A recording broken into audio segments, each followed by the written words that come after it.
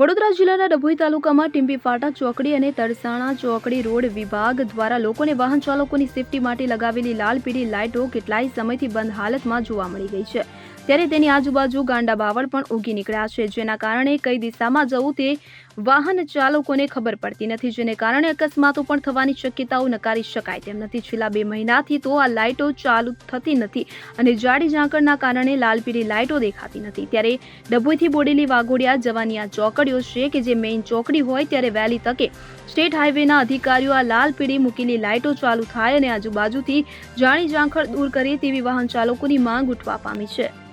ફકીરા ખત્રી સાથે CN24 news Dabhoi. હવે જુઓ દેશ દુનિયાની તમામ ખબરો તમારી આંગળીના ટેરવે। ઉઠાવો મોબાઈલ અને Google Play Store પરથી ડાઉનલોડ કરો અમારી CN24 ન્યૂઝ મોબાઈલ એપ।